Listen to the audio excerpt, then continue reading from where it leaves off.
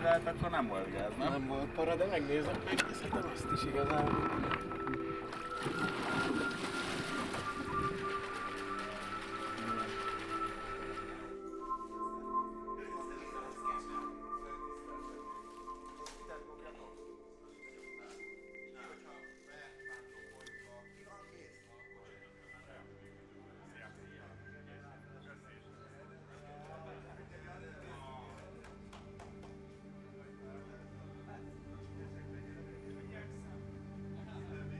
Hogyha megnézem ezt az elmúlt 12 hónapot, mert nagyjából valahol itt kezdődött az, hogy eldöntöttük, hogy lesz egy új hajónk, és nagyon rögös utat járt be mind a hajó, mind a csapat ahhoz, hogy itt legyünk, és most mindenféle izgalomba, stressz helyett igazából kíváncsi vagyok arra, hogy mit fogunk kihozni magunkból. Szerintem egy nagyon-nagyon szoros verseny lesz, de az biztos, hogy nagyon fogjuk élvezni végre ezt a vitorlázást.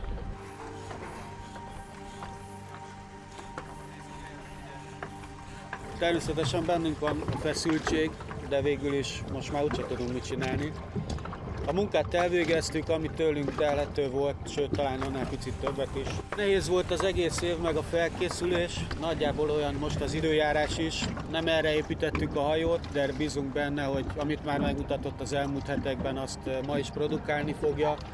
Minden nap jobban megismertük, minden nap jobban láttuk azt, hogy mennyire egy nyugodt és stabil hajót sikerült építeni, ezt szerettük volna, úgyhogy emiatt bizakodóak vagyunk. Természetesen szerencse is kell hozzá, szerencse nélkül nem lehet, de ha valaki elvégezte a munkát, akkor onnantól kezdve nyugodtan mehet neki a nagy napnak. A mi történetünk az 4 évvel ezelőtt kezdődött, amikor Kristóf megkeresett, hogy egy új projektet kezd, amiben egy új hajóval, egy még versenyképesebb hajóval tudna neki menni a kékszalag győzelemnek, és hogy ebben én társa lehetnék, illetve hát mint Seiko Magyarország ebben mi partnere lennénk. És akkor egy rövid számolás és gondolkozás után vetettem föl azt a lehetőséget, hogy fordítsuk meg a helyzetet, és nézzük meg, hogy mi lenne akkor, hogyha alapítanánk mi egy saját csapatot. Nyakamba vettem egy jó nagy feladatot, illetve hát közösen Kristóffal, amikor is megalapítottuk a Prospex tímet. Ott álltunk hajó nélkül, akarat az megvolt, az eredmények megvoltak, a csapat az megvolt, viszont nem volt eszköz a kezünkbe. Nagyon féltem, hogy lesznek olyan támogatók, akik azt mondják, hogy akkor köszönöm szépen, nekem ez így túl problémás. Amikor mondtam Attilának, hogy ezt tervezem, megkérdezte, hogy hogyan, én elmondtam azt, hogy nyilván kell egy olyan személy, aki hisz a mi projektünkben, hisz abban, amit így összeraktunk, és egy hajót biztosít a számunkra. 1,5 hét múlva visszacsörgött és mondta, hogy ezt vállalná. Eljutottunk oda, hogy 2021 év végén egy teljesen saját tervezésű hajóval fussunk neki majd az azt követő 2022-es idei kékszalagnak. Voltak nagy lentek, voltak nagy fentek, tehát úgy gondolom, hogy most, hogy itt ülünk, ez is egy komoly eredmény, hogy ezt végig tudtuk csinálni, és még életben vagyunk. Igen, hát ugye valahol innen indult az idei szezonunk is, amikor az előző kékszalag befutója után a bajnokok vacsoráján oda jöttél és mondtad, hogy van egy ötleted. És akkor még próbáltuk összeszedni a gondolatainkat a beérkezést követő és a versenynek a feldolgozásában, de aztán már odaálltál elém, hogy akkor hogyan tovább legyen.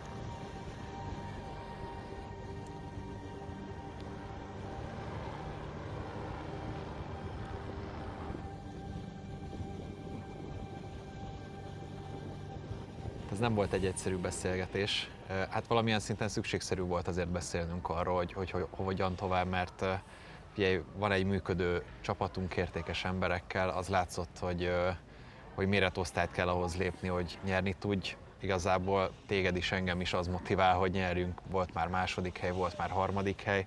Dávidként a Góliátok ellen ez nem működik. Szerintem az az út, amit így kitaláltunk magunknak, amin végigmentünk, az egy olyan pontra ért akkor pont, hogy muszáj volt technikailag valahogyan előrébb lépnünk. Ez nagyon nagy falat volt finanszírozási oldalról is. A csapat felől is azért az inspirációt, a motivációt fenntartani, az csak úgy lehet, hogyha reális esély van ahhoz, hogy nyerjen az ember, és ehhez meg valamennyire azért egy kis kényszerpálya is volt, hogy innen lépni kell tovább. Megmondom őszintén, hogy az a befektetett munka, az a felkészülési ütem, ahogyan törekszünk arra, hogy eredményt érjünk el, az értelemszerűen egy bizonyos pont után, hogyha úgy érezzük, hogy a technikai oldalról nincs alátámasztva, vagy van egy olyan komoly hátrány, amit tényleg csak bravúrokkal lehet ledolgozni, akkor ez nem fenntartható. Viszont azt éreztük mindketten, hogy ez a radikális időszak, ez az, ami gyakorlatilag meghatározza a következő 3-4 évünket, és hogy a Prospex team hova tud eljutni, és én is azt mondom, hogyha nem raktuk volna ennek össze még így a téli időszakban a menedzsment oldalát, akkor nem is tudom, hogy ezt meg tudtuk volna egyáltalán csinálni. A 2021-es kékszalag nem igazán alakult szintén úgy, ahogy gondoltuk, 5-ek lettünk. Ez azért volt egy nagyon rossz érzés, mert minden bóját top 3-ba kerültünk. Olyan csapások értek a verseny során, ahol nagyon kellett kapaszkodni az ellenfelekre.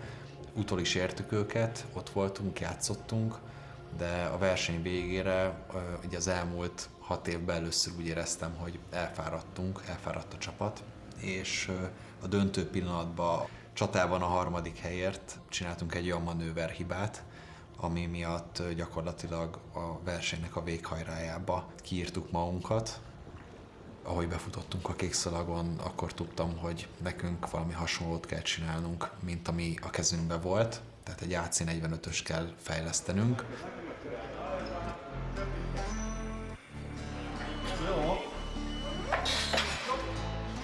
Hogy finom járásban. Kisüljetek rá, mint a patina.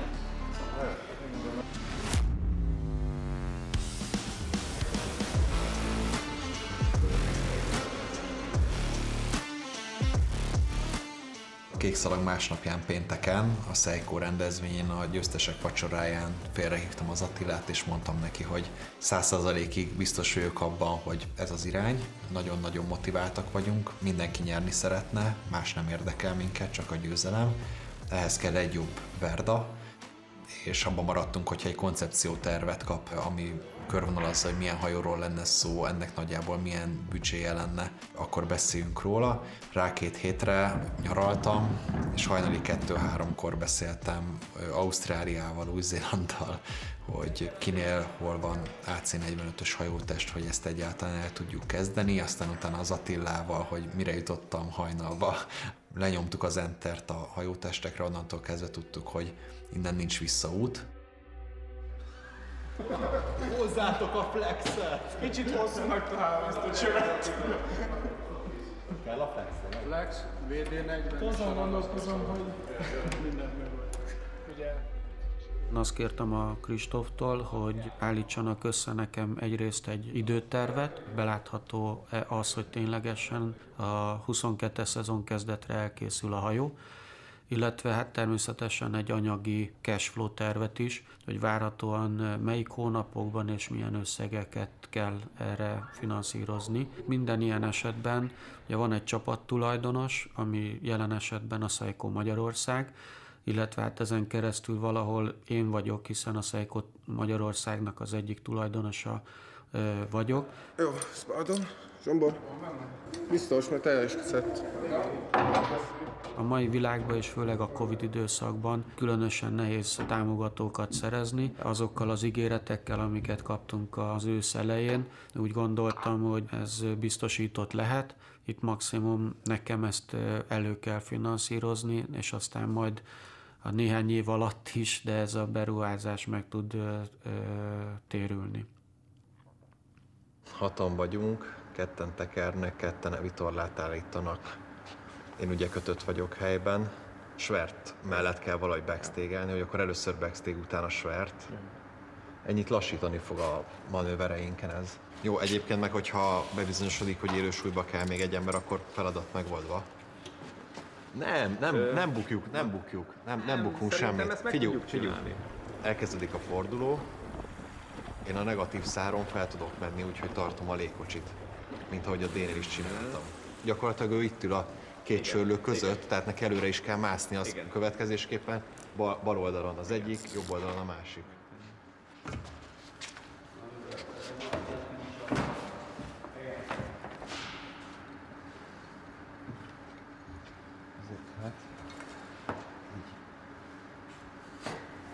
Sima. Előrébb kell tolni, amennyire kell. Lehet, hogy dobnom kell. Ja. Légy szíves, ne tarts fel. Vigyázz, mert még a végén bezárom. Légy karcoljátok össze a fényezést. Csukhatom?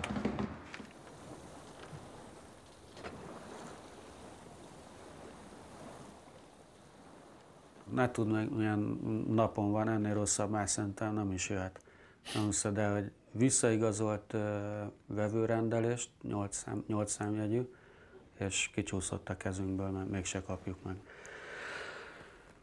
Van ilyen nap, az ember fölkel, és minden balul sül. Na mondjuk mindegy, menjünk a mi dolgunkra, remélem ott valami. Jó, dobok rajtad én is egyet akkor, mert az van, hogy most beszéltem a szponzorokkal, és hát ez az megállapodás, ami szeptember óta így lóg a levegőbe, ez úgy néz ki, hogy nem lesz meg. Tudom, hogy a te helyzetedben most hogy és mint vannak a dolgok. Azt is tudom, hogy terveztük mi is a cashflow managementet, és ki kell találnunk valamit. Egyrészt ez egy fordulópont, ezt tudni kell. Ugye én megígértem neked azt, hogy ha ilyen helyzet előáll, akkor menekülő útat azért ki kell találni. Most ez a menekülő út, azt te is tudod, hogy miről beszélek. Az a kérdés, hogy bemérlegeljük-e, mert nyilván ez tőled függ. Valahogy volt egy ilyen érzésem, ez húzódott már hónapok óta. Azon kívül, hogy mi brutál energiát elszív attól, hogy a napi munka mellett még ezzel is bajlódni, de erre aztán végképp nem számítottam. A hógolyó meggurul lefelé, a lavina már elindult. Nagyon nehéz a szituáció, mert azért november végét írunk. Ilyenkor új szponzorációs tárgyalásokat nyitni, ez nagyon nagy kihívás, viszont ez ténylegesen azt fogja jelenteni, hogy akkor most egy belátható ideig neked kell finanszírozni tudni ezt teljesen.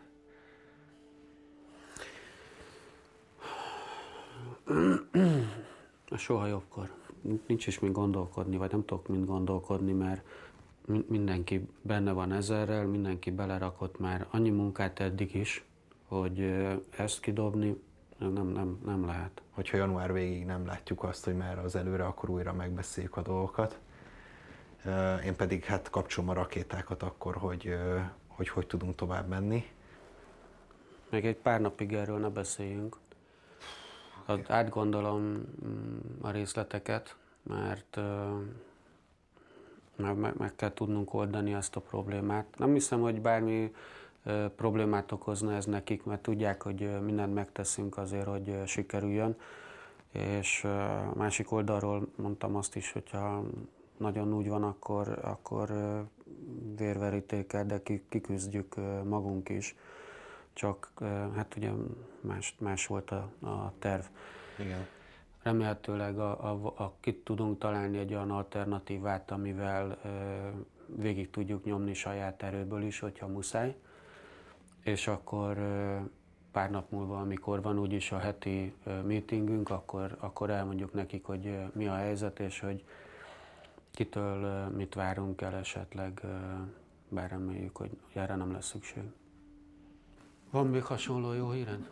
Hát egyelőre nincs. Ja, én szerintem most hazamegyek, bezárom az ajtót, kikapcsolom a telefont, és nem fogadok több hírt mára. Van egy olyan érzésem, hogy akkor ebből egy komoly vat lesz a görgön. Nyomni kell, hát valahol le kell vezetni a feszkót.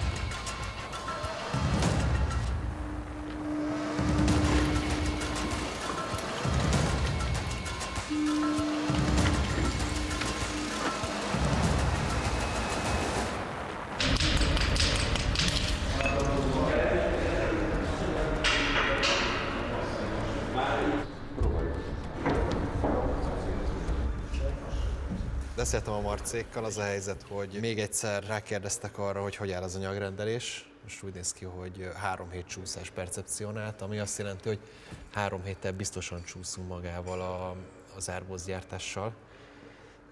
Ugye most van elfogadás alatt a programterv. Most ez gyakorlatilag azt jelenti, hogyha 3 hetet kell rászámolni, hogy január elején talán launch, és teszteléssel szerintem a realitás az, hogyha mi áprilisra össze tudjuk rakni magát ezt a hajót. Na de most úgy volt, hogy április elején vízre tudjuk tenni, és a 3 hetet, hogyha hozzáadom, az majdnem május. Az évadnyitó az mikor van? Május közepe, nem? Május második hétvégéje? Május Na jó, második de hétvégéje. akkor hogy lehet, hogy 2 héttel a víz... Ki se tudjuk próbálni 2 hét alatt a hajót? Hát igen, ez a helyzet, ezt kell megoldani. Most jelenleg az van, hogy 4 nap tesztelés minimum kell, mire azt tudom mondani, hogy nyugodt szívvel tudjuk terhelni a hajót.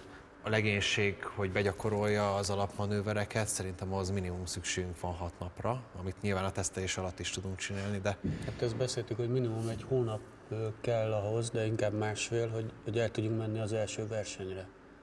Hát, vízre tesszük az új hajót, akkor még először ki kell próbálni, hogy egyáltalán minden a darabja működik-e. De azt kalkuláltuk, hogy ha április elején el tudunk indulni a vízi teszteléssel, akkor az a realitás, hogy május közepére vagyunk ütőképesek, úgyhogy nyilván a csapat felkészültsége az azért még közel sem áll ahhoz, hogy ki tudjunk állni a kék szalagra, de mondjuk tudjuk azt garantálni, hogy a hajóval tudunk egy olyan alapszintet hozni, egy olyan alapteljesítményt, amivel már érdemes elindulni az első versenyen, mert biztos, hogy több tanulságot hoz maga a verseny így, mint hogyha ugyanúgy egymagunkba készülnénk, csak az a nyugtalanító. Azt te is úgy gondolod, hogy 2-3 héttel a vízretétel után nem rizikóztathatjuk azt, hogy elindulunk az első versenyen. Hát nagyon kockázatos. Én megmondom őszintén, hogy amikor beszéltük ezt a minimum 4 hetes intervallumot, én még ezt is keveslem. Tehát én úgy vagyok vele, hogyha elindítjuk magát a hajót, míg belőjük magát a riget optimálisra,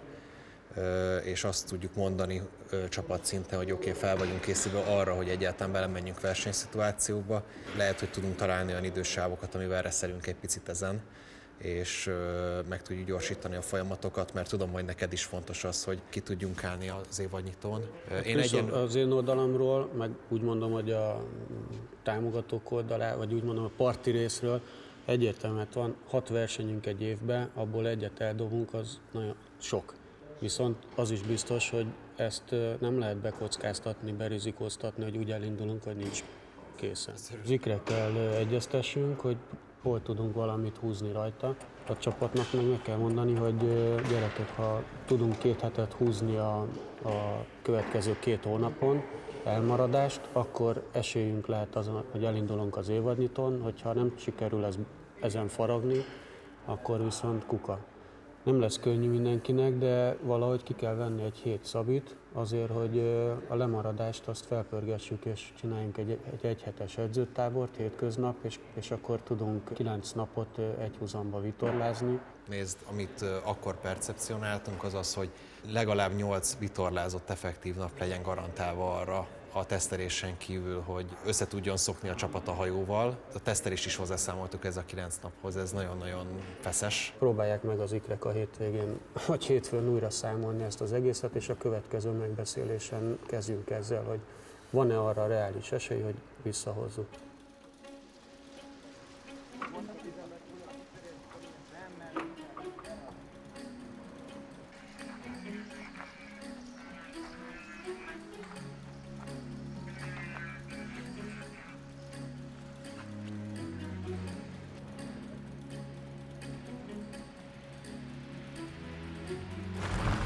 Lendület.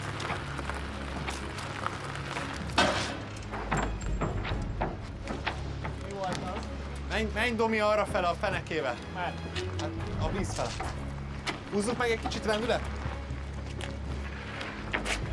Vigyázz, hogy ne essen le majd a térkőről. Jól van? Oké, állj!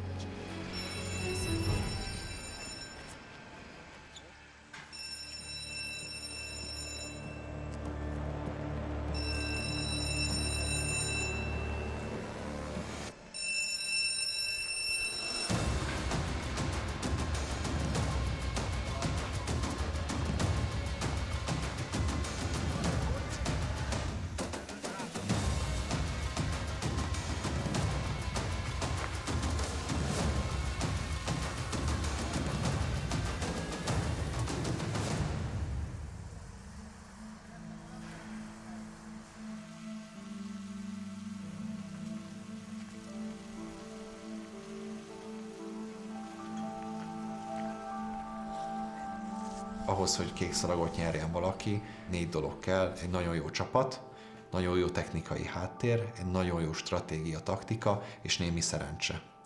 Nekünk a csapat megvolt, a technikai háttérben hátrányunk volt, az AC45-ös ez egy olyan lépés technikai oldalon, ami a széltartományok szélesebb spektrumán tud jól szerepelni, és nyilván ezáltal könnyebb a taktika, könnyebb a csapat felkészülése.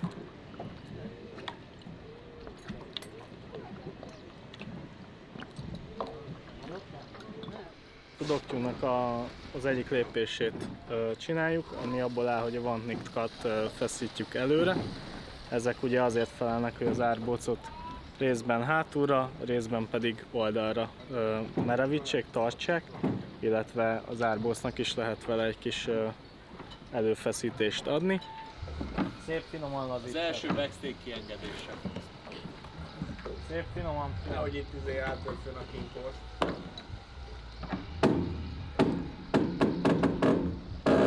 Na, ez egészen jó hangja. Még? Persze. Most a jobb oldal 460, a bal oldal 490. Amikor már nagyon felfeszül, Olyan, mint ugye egy biológiát bekülnél, és mondanád, hogy mi az, hát végre gyerünk, papi. Mennyire kell? Gyerünk. Menjél csak. Menjél. Kurva anyát! Hallod, cigited a szádodról. Hallod? Gyerünk, tekered! a hidrolika olaj. Az fönn az emeleten, Lazuljon a már le szekrények egyet. mellett ott van egy barna színű 20 literes kanna. Jó, ez most már egy egész jó. Jó.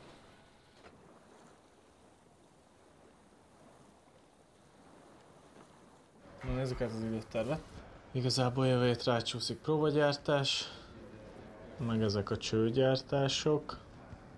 Testek fényezése az megvolt. Tappancsokat azokat holnap ragasztjuk? Nem, az feljelöli a Stacy.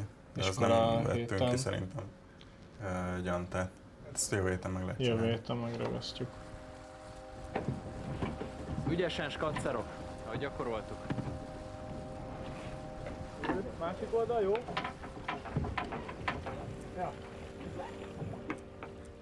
Csináljuk reálisan. Nem is fog megjönni az ős minta nekünk jövő hét végére az árbóc, ez biztos vagyok, szóval ezt most rakjuk is át. Tehát akkor január végén viszont amit akkor meg lehet csinálni a Buncer szemfél 2 mellett, az, hogyha meg lesz az 1 méteres próba, akkor abba rakhatnánk a toldáshoz egy árbóc darabot, és akkor gyakorolják az árbóc összeforratást is, meg a toldóbetétet abból meg tudjuk, tehát a toldás legyártása.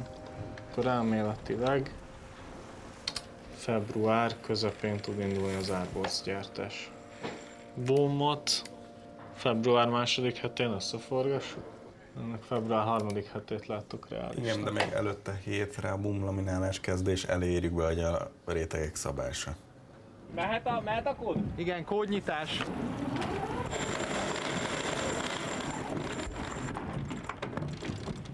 Jó, és mehet le a fogskacok elől. Most egyelőre tovább ne írjuk, már nincs értelme. Már ha megcsúszunk, akkor úgyis borul minden. Kész, mehet! Oké.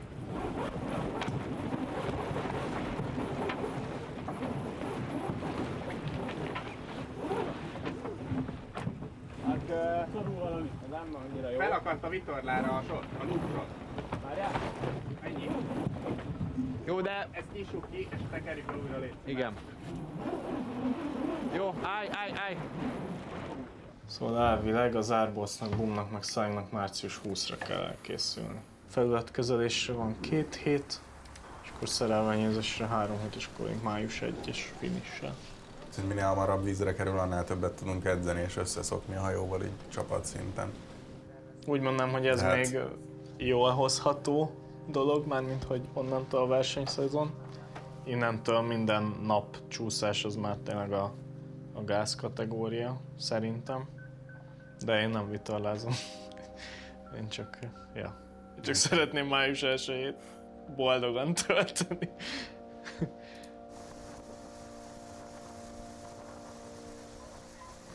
Mi azért vagyunk szerintem extrém óvatosak, mert a Marci meg én is ugye tervezzük is ezt a cuccot, és nekünk az első siker az legyen, hogy ez vízre kerül, jön egy közepesen erős szél, ők mennek vele nyélen, és minden maradjon a helyén. Tehát én... ez a fő nyeremény hát nekem. Ha utána még a szalgot is megnyerik, akkor az amatőr. Én ennél azért egy kicsit optimista vagyok, úgy gondolom a épített dologgal kapcsolatban. Én amitől még egy kicsit azért tartok, az a gyártás része. Szóval, hogy ez az idő, amivel ugye a csapatot kell segítenünk, hogy tudjunk vitorlázni tényleg, és felkészülni, és megismerjük a hajót. Mert ugye vitorláztunk már ilyennel, szóval a mozgással nem lesz probléma, csak az, hogy mit fog szeretni, melyik vitorlaállítással, meg ezek a finomságok az, ami nagyon kell ahhoz, hogy tényleg ki lehessen hozni a maximumot egy ilyen hajóból, mert amúgy ugye minél nagyobb, annál gyorsabban megy, kb. Ez megy a Balatonon, de a beletett órák azok, amik a vitorlázók jobbak lesznek, és összeszoknak a hajóval, és ösztönszerűen tudjuk, hogy nem a hajókezelésre kell figyelni, hanem az ellenfelekre. Az optimista tervünk április 1-je volt, de december végén, január elején már május 1-jel számoltunk. Azzal, hogy először május 26-án tudtunk a vízre menni és vitorlázni, a kékszalagra való felkészülési időnknek több mint a felét elveszítettük. Ez nagyon fájó volt. Biztos hallottátok, hogy itt novemberben valami történt a házon belül, mindenféle sporttámogatást lesöpörtek az asztalról, tehát az, amivel biztattak minket, és amivel elindítottuk ezt az egész projektet, és ahonnan már tulajdonképpen nem nagyon van visszaút, azt ott novemberben kirántották a szőnyeget a lábunk alól. A Judit, amikor szóba került az, hogy ez így nem működik, akkor azt mondta, hogy segít szerezni további támogatókat.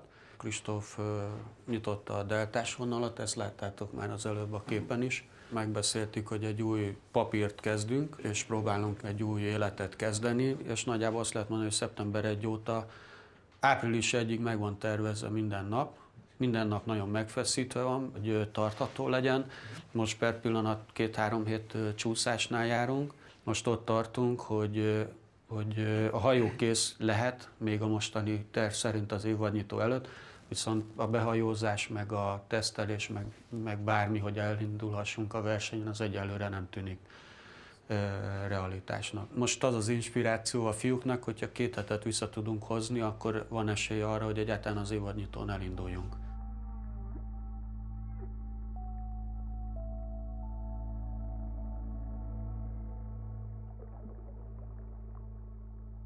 A december-januári időszakban voltunk lelkileg a legmélyebb ponton.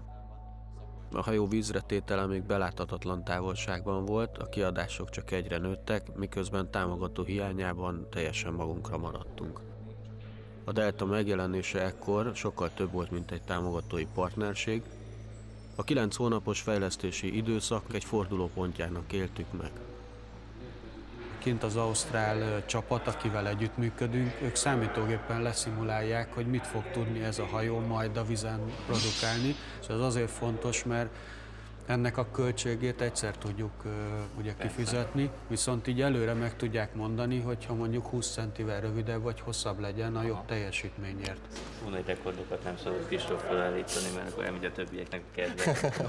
Hát azért reméljük, hogy előrefele indul el, tudod. Nem, de azért azt tudni kell így a szimulációkról, hogy az előző hajónkhoz képest minimum 15%-kal lesz jobb. Azért az nagyon-nagyon-nagyon sok. Bízunk benne, hogy a srácok jól számoltak.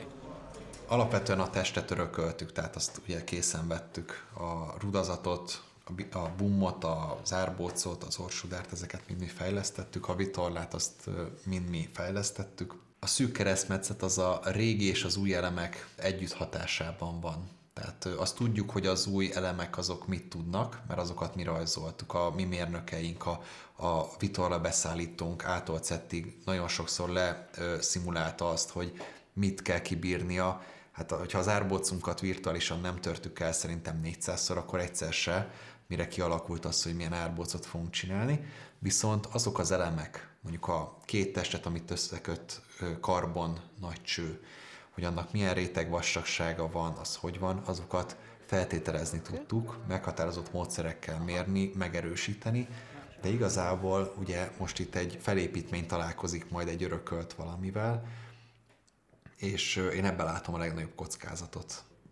Azért ez a hajó fog menni ilyen 60 km/h körüli gyorsasággal, ott már számít az, hogy milyen profilja van a karbonnak. Igazából erre gondolnánk, illetve még amit meg lenne érdemes mutatni, az a formaruházat.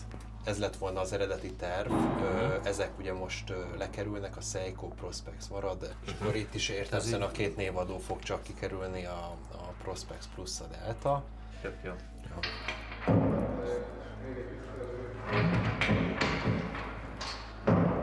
Az ágyúcsöveket betöltöttük.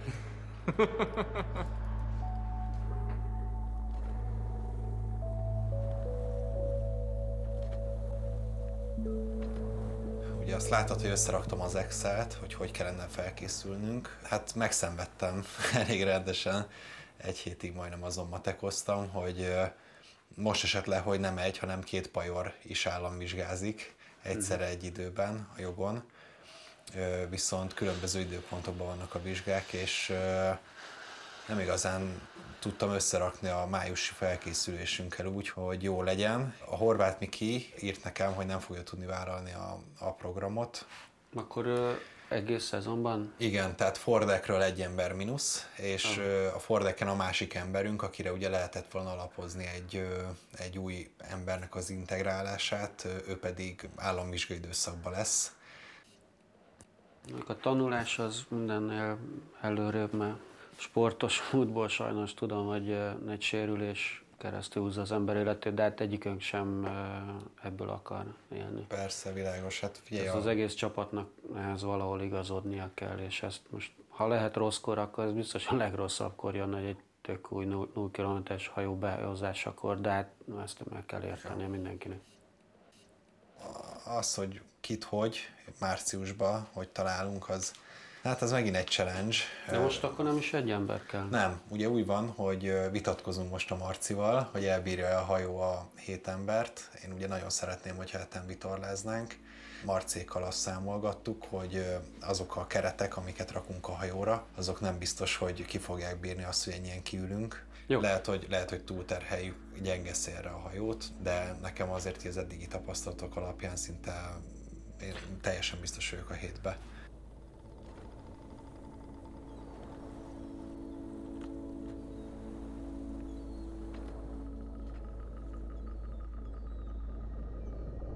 Ha győzni tudnánk, akkor gyakorlatilag az elmúlt 6 évünk munkája érne révbe.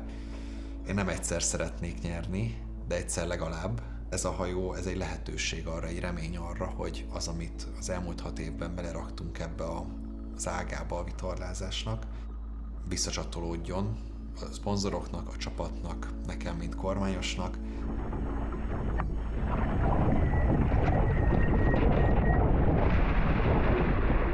Mi mindig hoztunk egy stabil eredményt, ott voltunk, annak ellenére, hogy mindig nekünk kellett nagyobbakat kockáztatni. Pont ezért vonzó annyira jelenleg a kék szalag, mert ennyire kompetitív, mert ennyire kiélezett, és ezért szép, és ezért értékes számomra ez a győzelem.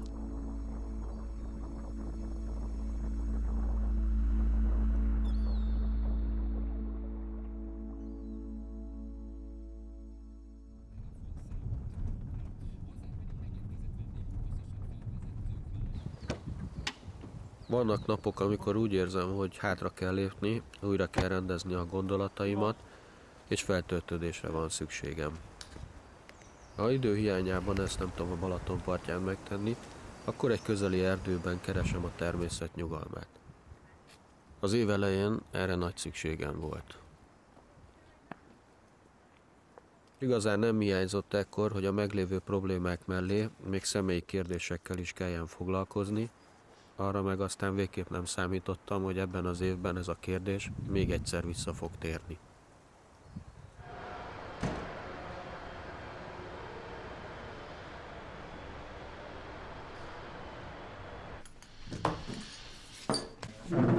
Jó napot! Milyen napot?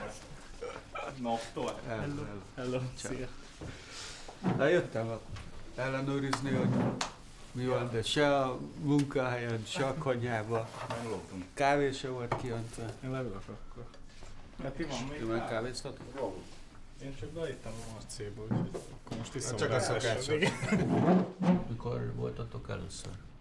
Decemberben ilyen 3 napokat voltunk. Novemberben is voltatok, nem? Akkor szerintem még csak ilyen egy-egy napra jött, tehát még nem lent lakással, hanem csak És ilyen. december elejétől vagytok? Voltunk Harkányba 3 meg 5 napokat, és akkor januártól vagyunk itt. Gabasz meg februártól. Első héttől, úgyhogy otthon voltunk 4 napot, az volt 220 óra. Nekünk több, mert mi egyszer benn maradtunk sütni.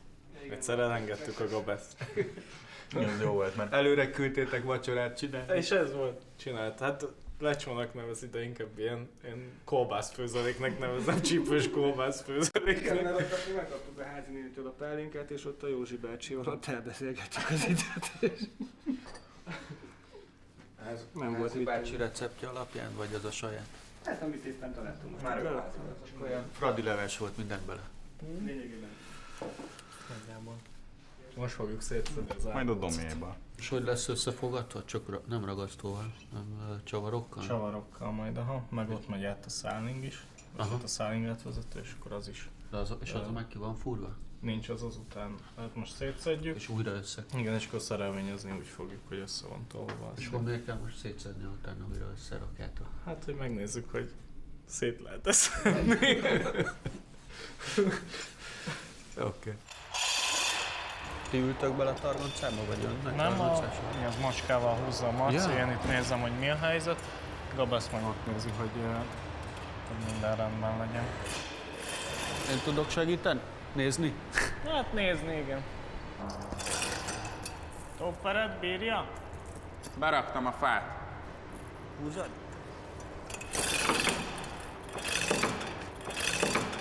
Csúszik az egész. Tehát most nem a kerék fordul, hanem most csúszik. Aha. Tehát viszi maga előtt a deszkát.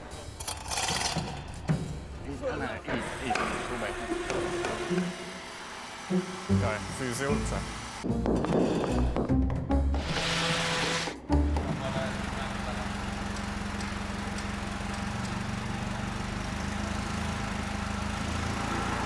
Picit így elmozdult hátra, de nem ment.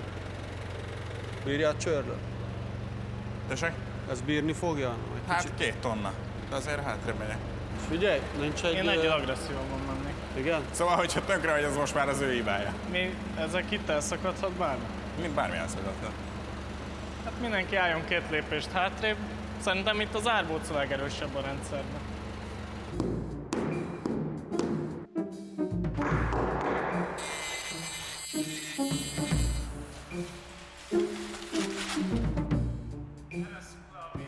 Pesten is az összes jacuzzit a szűnt helikopterrel dobják föl. Hát, még egy kicsit próbálkozzunk. Inkább az a jobb, hogy így ennyire stabil. És Hát az jó hír, igen.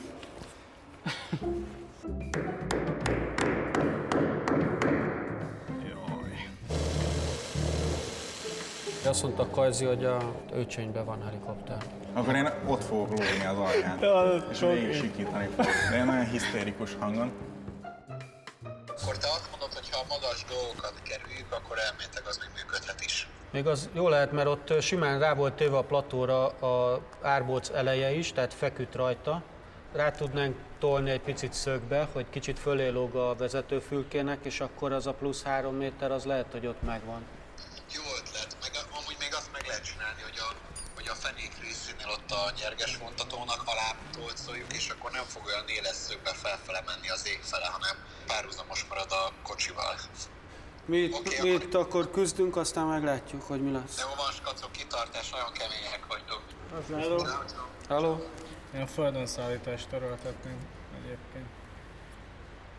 Ha megoldható, bár a helikopter látványosabb, de hogyha még az most így gyártogatni kell szarokat, akkor az Hát biztos, meg 5-ödébe kerülne elvinni lábon, de mondjuk már 3 árbóc roppant a Valcsa mellett. A marketingben többet az 21. vissza, hogyha így... Húzzuk az egészet be. A targoncát maradhatnak meg ezek. Az jó, mert most úgy összebarátkozunk vele, hogy tuti, hogy így embert még nem vertek meg, mint ma.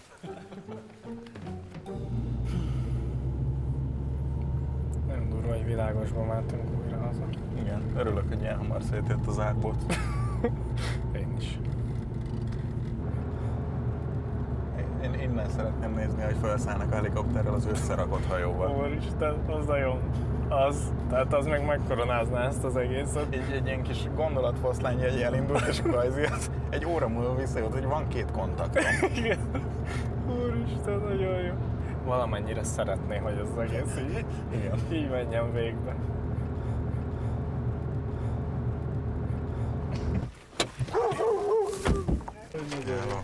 Szevasz. Szia, öreg! Ez nem az a nap? Szia, öreg! De. Hello. Megértem. Teraszon várjunk be egy sört. Itt a Kinget eljön. Sört? A sört? Ja, hát 100. nap, 400. sör. A korábbi években, már márciusban mindig arra várunk, hogy mikor lehet vízre menni, és mindenki fel van töltődve, és kirobbanó erőben várja azt, hogy végre elkezdődjön a szezon. És ezzel szemben idén mindenkinél az akkumulátor az éppen a kikapcsolás előtti pillanatban van, mindenki kidolgozta magát 0-24-ben a hét minden napján, és kalapomat emelem a srácok előtt, hiszen többen is vannak, főleg az ikrek, akik tulajdonképpen 2 hónapja leköltöztek Pécsre, és szombat-vasárnap is reggeltől estig melóznak. Azért, hogy a téli időszakban rajtunk kívülálló okokból közbejött csúszásokat, itt beszállítók, Covid problémáit valahogy visszahozzák. Ez a fajta erőfeszítés jellemző mindenkire, és ez az egyetlen lehetősége volt annak, hogy valóban elkészüljön a hajó, ha nem is április elejére, de legalább májusra mindenképpen és vízre kerüljön.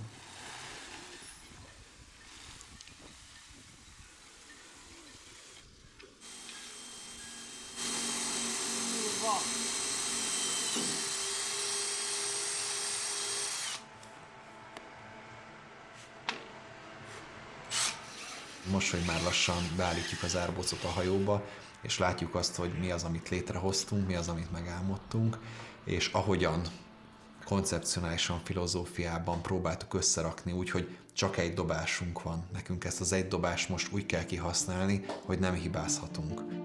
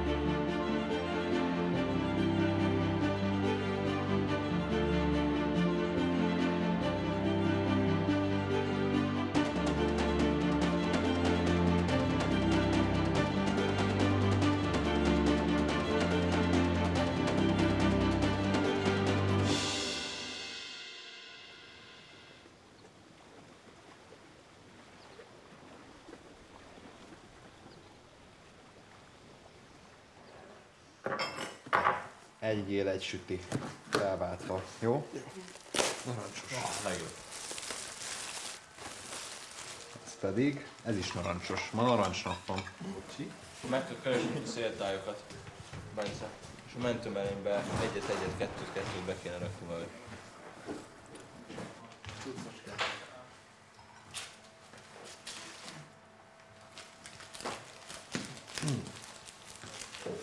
Azt írta az előrejelzés, hogy az északi ország részben lesz szél, és hogy délen meg semmi, ott még izé.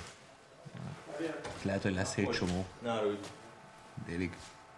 Hát ő itt most 13-at mond, mert ez a sárga ez ilyen 13. Ja, ez csomóban van lent? A csomóban. Erősödik. Tehát, ez szerint.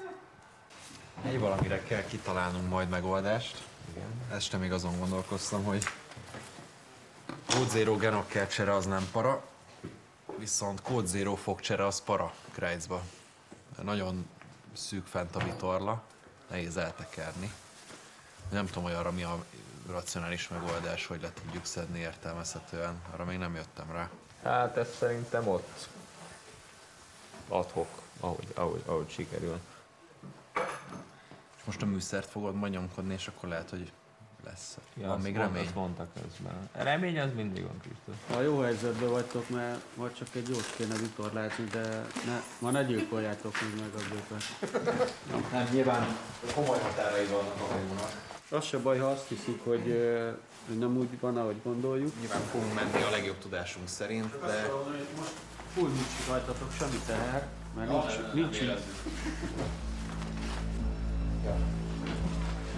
nincs így elvárás, hogy most jól kell szerepelni. Mindenki tudja, meg megérti, hogy ez még nem az az idő. Győzelem vagy halál.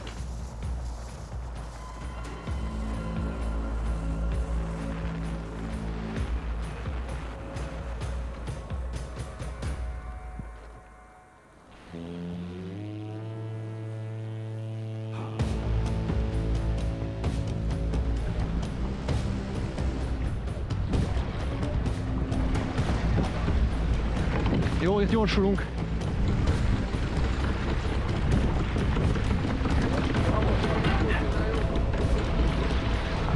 Diktáld a flórát, Szabi!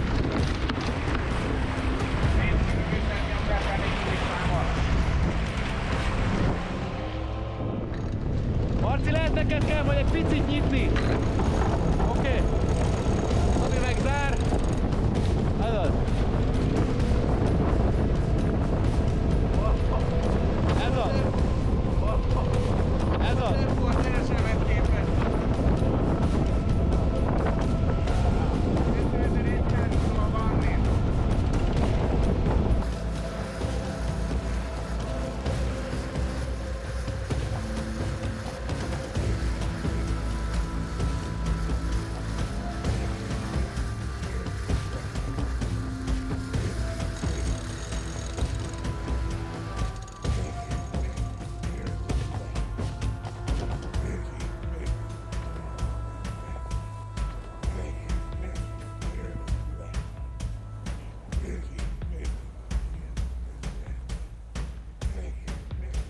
Tekerjétek be a kódot! Innen is tudod, papa.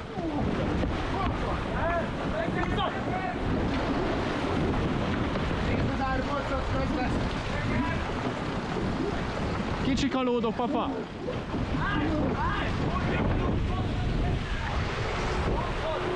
Gyere hátra ide! Gyere ide! Ide!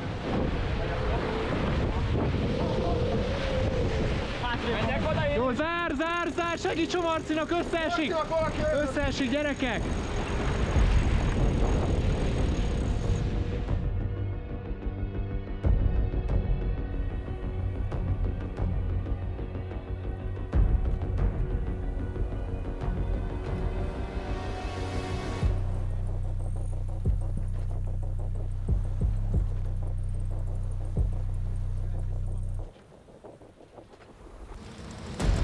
Rajzra szerinted sok? Mi? Kód. Persze.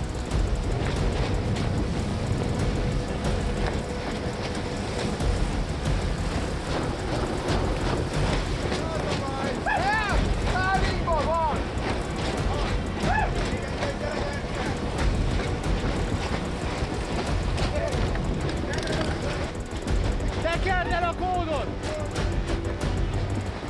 Engedd le! Kiderültek sajnos problémák, mint mondjuk az orvitorlánk, hogy nem megfelelő, tehát az, amit rendeltünk a hajóhoz, az bizonyos helyeken túl nagy, és nem tudjuk átfordítani az árbóc előtt, mert fennakad. Tekerj még rá! Jó, szerintem álljunk meg. Na jó, figyeljetek! Megállunk! Nyilván egy 3 órás vitorlázás után volt az első versenyünk. Én úgy gondolom, hogy amit tegnap tudtunk gyakorolni ez alatt a 3 óra alatt, és amennyire megismertük a hajót, azt ki tudtuk belőle úgy venni, hogy boldogok lehetünk. Annyira felment a szélerő, hogy folyamatosan kontrollálni kellett magunkat, hogy mennyi terhelést adunk a hajónak, mire mennyire húzunk rá, mert diszplékkel láttuk, hogy azokat a határértékeket, amiket így felírtunk magunknak tesztbe, hogy 1500 meg 1800, ezeket ilyen 2000-2200-ig léptük túl, de a hajó nagyon bírta.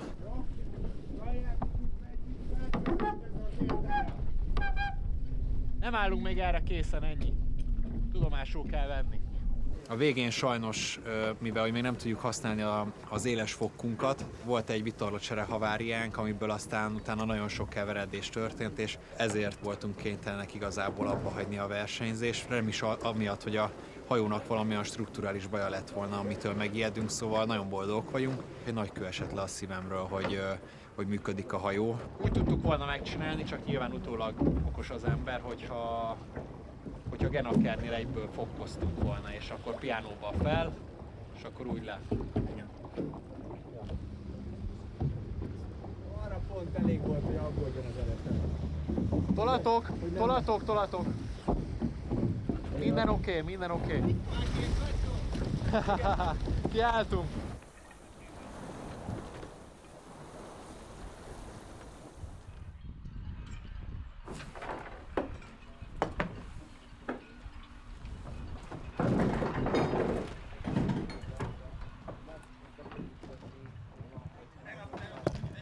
Szépen mentek, megfogadták a reggeli megbeszélésen elhangzottakat, úgyhogy elég nehéz volt.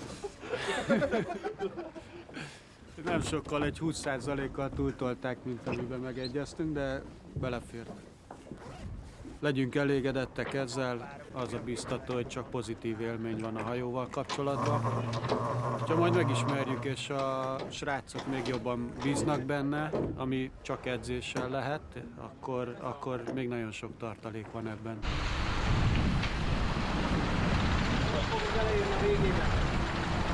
Gyerekek, hé!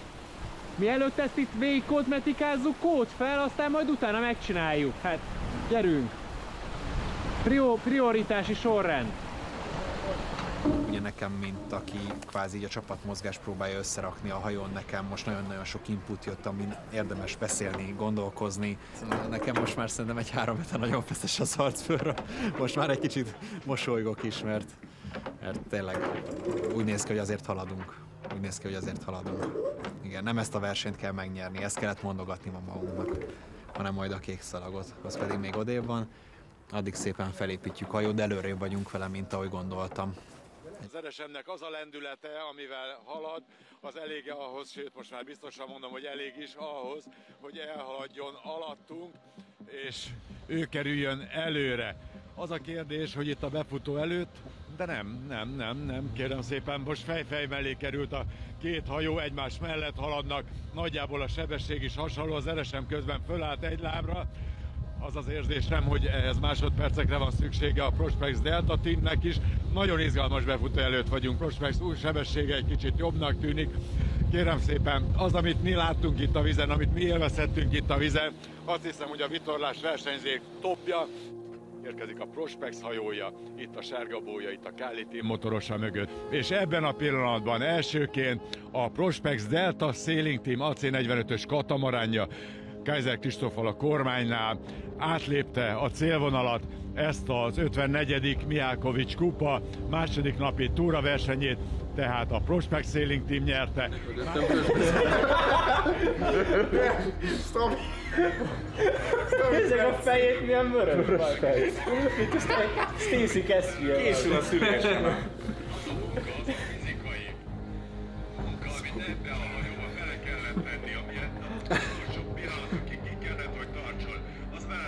Mostani állapottal természetesen elégedett vagyok, hiszen látom mindenkin, hogy mekkora erőfeszítéseket tett, hogy egyáltalán itt legyünk. Tehát ugye most mi nem egy olyan hajót fogunk tanulni, ami korábbi években már bizonyított és többeknél tapasztalatot szerzett, hanem egy teljesen idegen, egy teljesen új hajót kell megtanulnunk, és összerakni a csapatmozgásokat, és látni azt, hogy a technika, amit a mérnöki asztalokon számoltunk, az a valóságban is működik. Emberfeletti erőket mozgósítottunk. Az, hogy ez a csúszás létrejött, ez semmiképp nem rajtunk múlott, és ezért senkire nem lehet úgymond haragudni, vagy nem lehet elégedetlennek lenni, hiszen ennél nem lehetett többet tenni sem.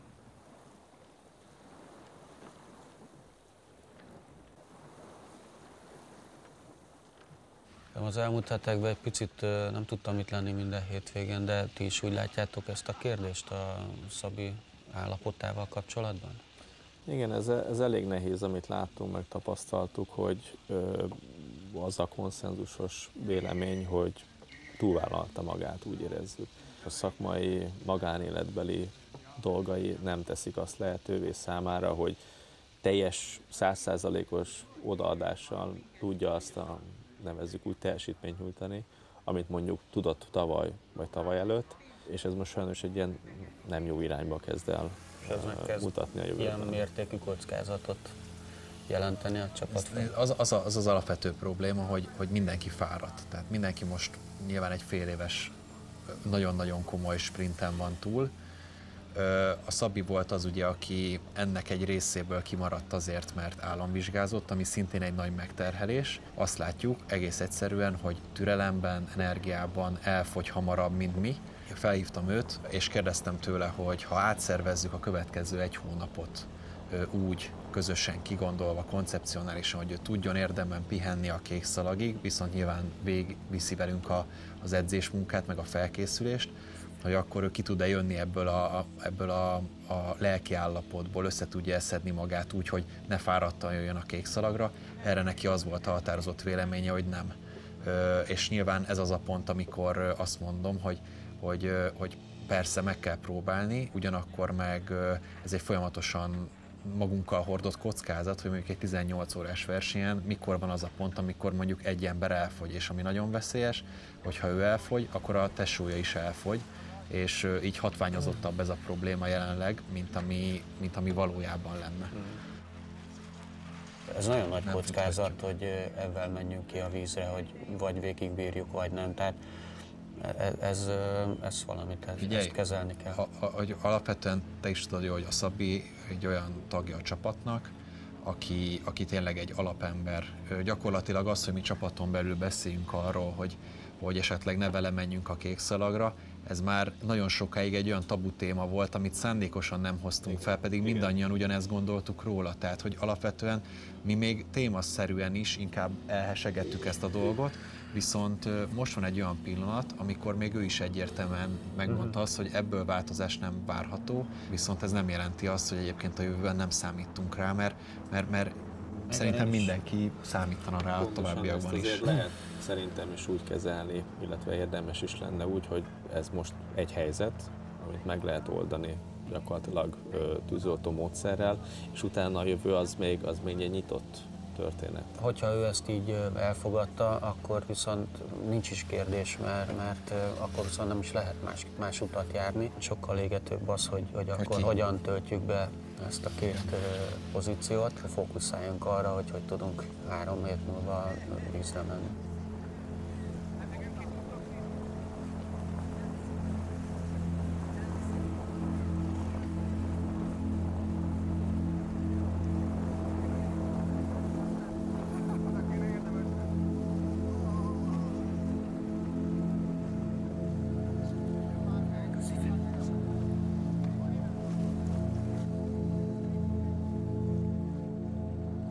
Alternatívában felmerült a Raus Mikinek a neve. Ő alapvetően ugye egy kormányos vagy taktikus mostanában, viszont gróssottosként értelemszerűen jól együtt tudnánk működni, és ami még egy plusz igazából az, hogy ő is nagyon jól ismeri a tavat. Ő egy nagyon jó support tudna lenni igazából erre a versenyre. Egy óriási tapasztalattal rendelkező Viktor Lázorról van szó, hogyha az effektív köröket számoljuk, hogy tudatosan ki hányszor ment körbe a tavon, akkor lehet, ha összeadjuk a miénket, akkor még valószínűleg az övé így is több. És ami nagyon fontos, hogy egy rendezetlen ügye, tehát hogy ő még sose nyert, ugyanúgy, hogy még mi sem sajnos, de ő is már ugye többször átott a dobogón, és én biztos vagyok benne, hogy egyébként, hogyha előhozzuk belőle ezt a tüzet, akkor ráugrik. Nehéz lesz erre neki nemet mondani. És a Miki mellett még ki az, aki szóba jöhet? Igazából ugye mi vitorláztunk most ebben az évben több alkalommal a Weidinger Gyurival, ő is vitorlázik más hajókon, de mi láttuk benne azt a motivációt, azt a tüzet, hogy ha szerintem megkérnénk, akkor talán azt mondaná, hogy jönne. Hasonló hajókon vitorlázott, direkt ugye Ford-ekes poziban, ő abszolút mozgósítható. Nekem az lenne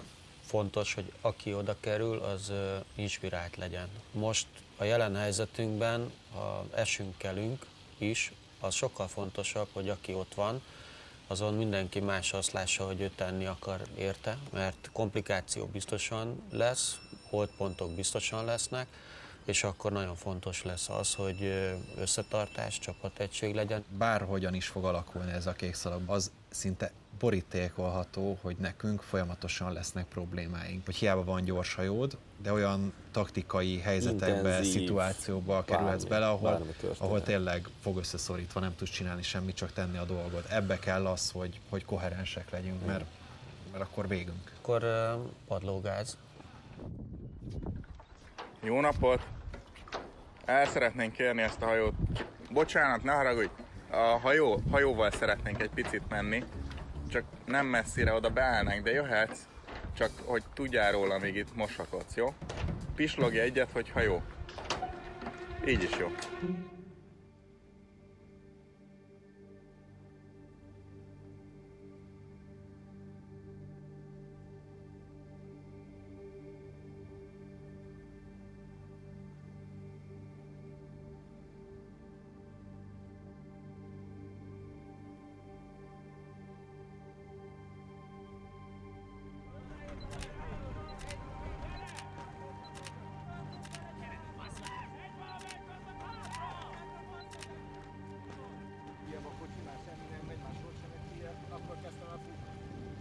Alapvetően a mi csapatunk az egyik legfiatalabb, és azt gondolom, hogy bátran mondhatjuk, hogy az egyik legbevállalósabb csapat is. Az egyik példája talán ennek az volt, amikor sikerült fejreállítani az előző katamaránt, és beleálltunk az iszapba a Füred-Tagore sétány egy előtt. Szerencsére mindenki sérülés nélkül megúszta. Ennek ellenére azt mondhatom, hogy viszonylag egy biztonsági játékosok vagyunk. Eleje elvont!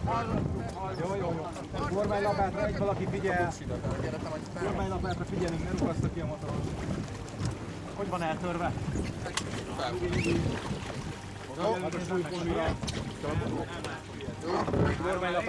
Fel azt a bukót, 3 elég marad. Nagyon kevés az olyan verseny, ami nagyon rövid idő alatt dőlne el. Jellemzően azért a Balatonon túraversenyek vannak, vagy amiken mi részt veszünk, azok ilyenek, és ott rengeteg szituáció van, ami miatt nem biztos, hogy érdemes túlzott kockázatot vállalni egy-egy jelenetnél vagy eseménynél. Van vízprojektor. Érted? Próbáljunk meg inkább arra bemenni a vitorlához. Várjál egy kicsit, várjál Marci. Meg vagy? Engedd rá! Hogy hagytad a pumpát? Kinyitottabb, release. Egyébként utána már megtűnjük a egy hajó szélben, aki a másik húzza, és akkor visszáll.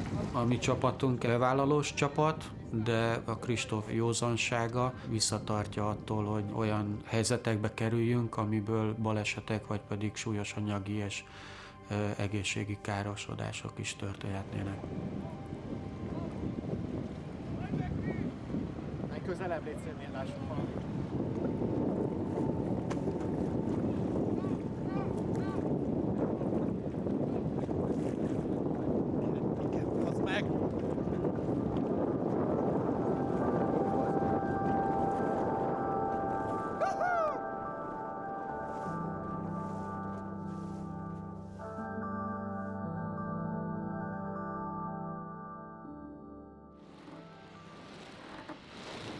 Amikor a felső résznél tekeredik össze, ott ne legyen benne gap, mert ha van benne gap, nagy sebességnél elkezdi kibontani magát a vityó. Van 2 fiatal srác, akik ide kerültek idén a csapathoz, és tulajdonképpen nem tudtak edzeni. Nézd! Látod? Ott marad a gap fent, azt tudja kibontani. Hadd nézzem meg a szöget.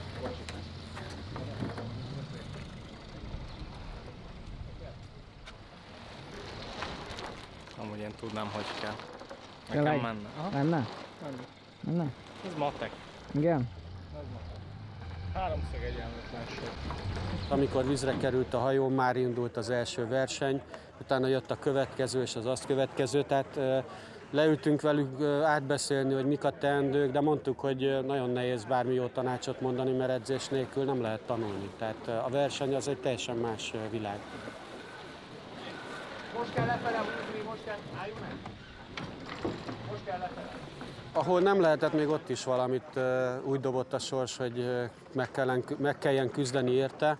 Amióta vízre került a hajó, 20 csomós szelek fújnak, esélyünk nem volt kipróbálni, hogy a hajó hogy működik 3-5-8 csomónál. Tehát egyszerűen nem tudtunk felkészülni ezekre a lehetőségekre. Nem tudtunk elindulni az ezüstszalagon, nem tudtunk elindulni, nem csak mi mások sem a fehér szalagon, mert egyszerűen olyan viharos szél volt, hogy én nem is emlékszem, hogy valaha a Balatonon ennyire folyamatosan, hónapokon keresztül, és mindig hétvégére megjött ez az erős szél, hogy ilyen lett volna valamikor is. De hát ez egy ilyen év, még csapatmunkában is hát össze kell érnünk.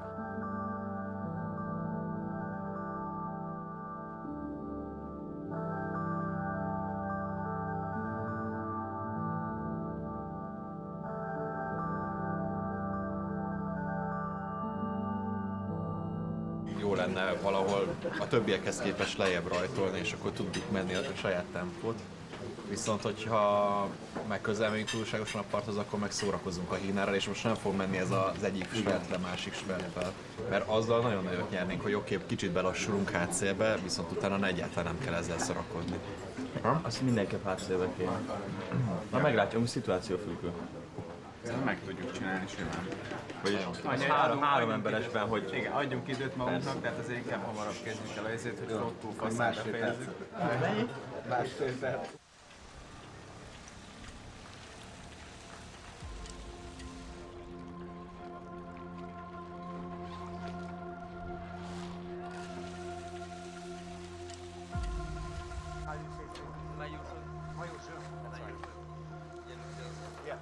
Szerintem valami egészen kivételes hajót tudtunk létrehozni kormányosként, illetve a csapat egészének. Maga a versenyzés az sokkal élvezetesebb lesz, mert sokkal szabadabban fogunk tudni gondolkozni, cselekedni, szárnyalni. Én azt remélem ettől az egésztől, hogy nem az esélytelenség, kétségbe esett leküzdése fogja elvenni az erőnk nagy részét, hanem most egy sokkal konzervatívabb, sokkal higgadtabb vitorlázásra készülök, csapatszinten is, és a saját kormányosi taktikai dolgaimba is. Én nagyon-nagyon nagy küzdelemre számítok, amely valami motivál az, hogy nyerjünk.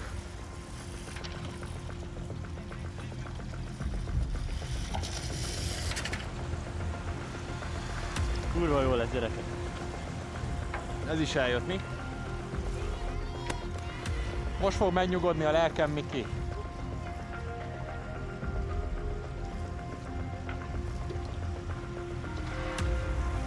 Jobb oldalra húzzuk fel a hajót, jó? Állítsátok be irányba. Majd kitoljuk szépen, ahogy szoktuk ezt. Ilyen rajt is ritkán van, mi? Ez egy nagyon érdekes dolog, hogy egy egész évi munka egyetlen napra van kihegyezve, és minden ezen az egy napon múlik.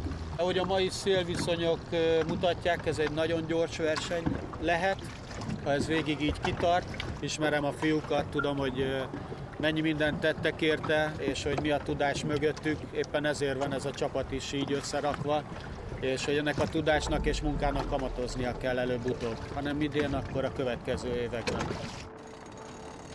Indulhatunk. Mindenki durrantsa ki egymáson a géjeit. Ez az. Megfordulok, lejtek, tengelybe csorgunk lefele, addig mehet föl. Kis sebességet gyűjtök. Látod a bójákat? Balra, most ér be a villanymotoros takarásba. Aha, most aha. Háromszögű zállatbója van. Igen? Aha, ez a tiltott zóna?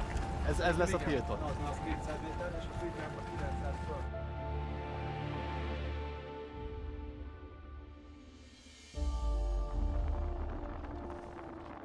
És elkezdődött! Fokkal kezdünk. Rajta. Egész jó most. Az ütem a többihez képest is. 147. Nagyon el van pörögve egyébként. Jó, az lesz, felmegyek, jövök Steyerbordon, pozícióba halzolunk, jó? Mehet fel a fok. Gyuri! Gumikat okosan. Nem szabad megfeszíteni az anyjáig, mert megfordulok, lejtek, tengelybe csorgunk lefele. Jó lesz, most még belehúzunk, jó? Jaj, gyere. Egy 30 a rajtig! Készülj! Lejtés hátra majd! 15 csomó gec. Nem tudok lejteni így. 57 a rajtig! Egy!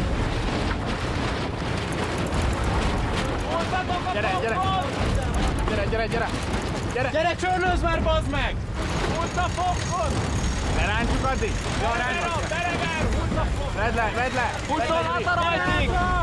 Egy valamelyik szartak hátra! Gyere már hátra, bazd meg! Egyes, gyere! Gyuri! Gyere már! Ne szarok! Gyere, nagyon akar!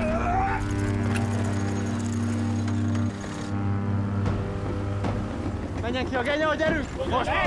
Jó lesz! Először a genya! Segíts neki! Bassz meg! Gyere! Menj előre! Nem tudtunk lejteni a hajóval, és adtunk egy elegáns 1 percet a többieknek. Ott megejtettem volna, amikor gondoltuk, hogy megejtjük a hajót, akkor orra állunk, és egy index címlap biztos lett volna, de kék szalag győzelem tuti nem. Így kezdődött a versenyünk. Csinálj, a jövőbe Pörgesd meg, azaz, gyere! Jó, nyugodjunk le!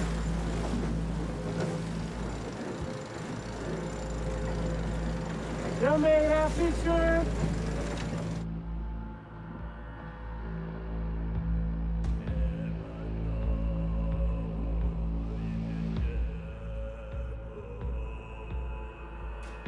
Ez nekem is újdonság volt, hogy milyen az, amikor döntenem kell, hogy vagy lejtem a hajót és kockáztatom azt, hogy már a rajt előtt felborulunk, vagy várok egy picit, de a többiek már ugye haladnak. Próbálunk ugye széltől ellenoldalba így lejteni, tehát hátszél irányba, akkor a hajó orraira helyezkedik nyomás, tehát a hajónak az oldalsó döntőereje az átmegy ilyen előre puskázásba.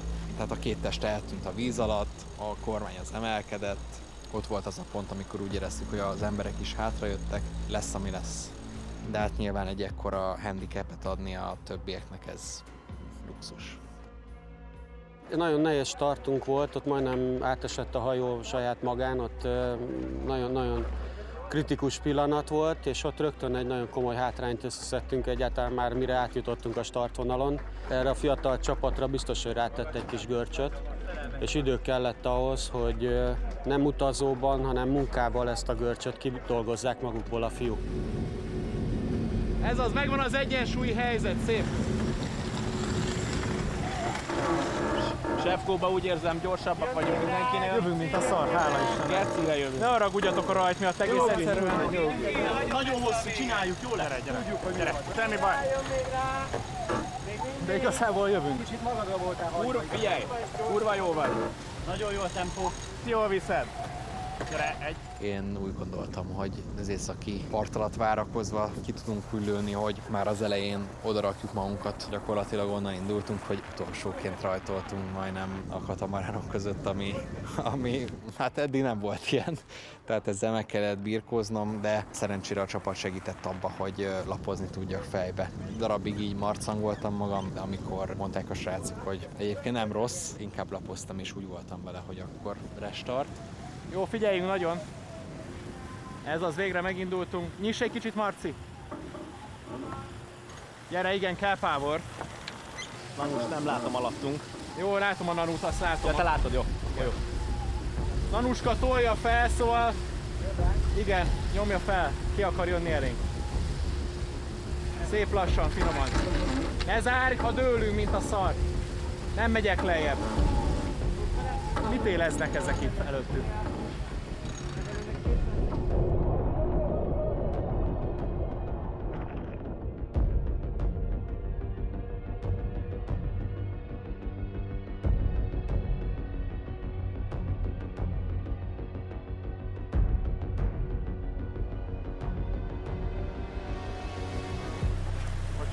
Szerintem fölé megy! Mennyivel? Fölé megy egy 10 fokkal, de viszont nincsen víz arrafele, nem tudunk kimenni lélálni. Akkor most ha az rá az eresem? Jó, készülj! Kész! Megy, drop! 3, gyerünk! Gyere, Gyuri, hoppáj! Húzzad!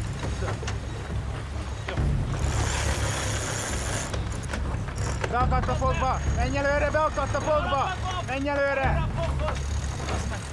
Menj! Menj előre teljesen! Fogom a lábad!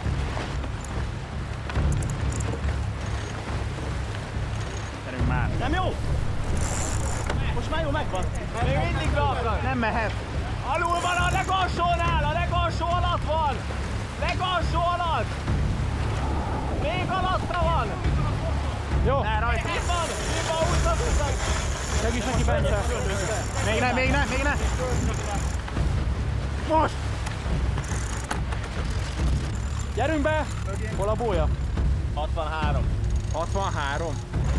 Még éles is lesz. Jó, Jó, elég! Gyere föl, lógás! Lógás! Gyerünk! Gyuri, te fejezd be a fokkot! Hé, zárjatok már az elején! Gyerekek! Fok legyen, de ügyök meg a fok. Jön visszafél! Gyere be!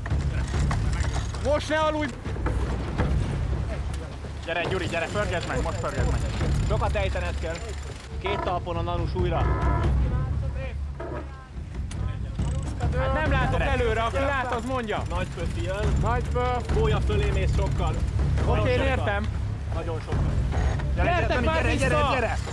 Dani, ha még egyszer felnézel, megöllek. Jó, tekerjük el. Mehet. Engedj a shotton, még Marci, engedj a shotton.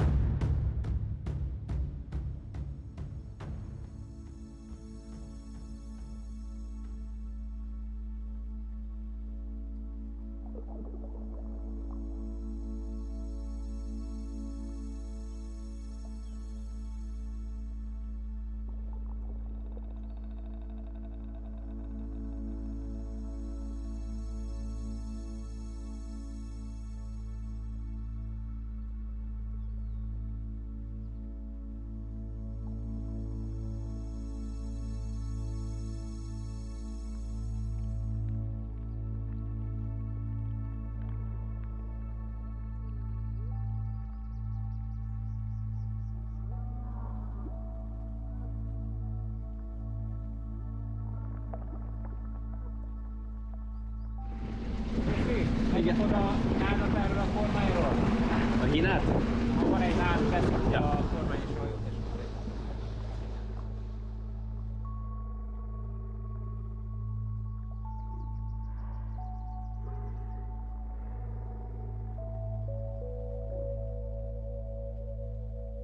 Deggel.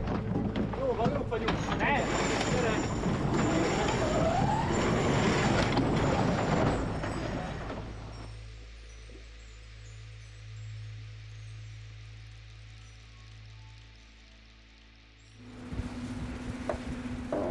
Kicsit lassú vagyok.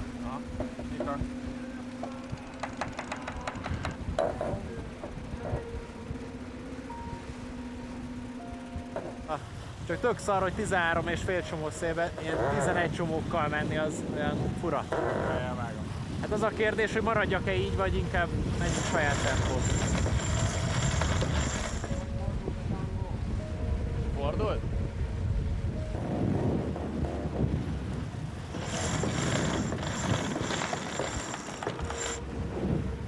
Lassú vagyok. Hallott? Újra kell szedni a speedet. Hogyha az ember egyenes vonalon úgy érzi, hogy nagyjából jó, és eljön végre az a szakasz, amiben úgy gondolja, hogy na jó, ebbe jó lesz a hajó, és azt látja, hogy stagnál, és nyökög és szenved, és nem indul meg úgy, ahogy várná, akkor az egy nagyon frusztráló dolog, pláne egy ilyen hosszú verseny, ugye.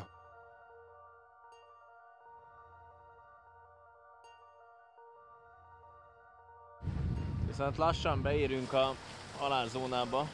Készüljünk, kezdjük rakni. Gyuri, figyeljetek! Várjatok egy picit! A kódot szerintem most 2 ember húzza inkább, hogy gyorsabban menjen. Oké? Mert necces. Mehet!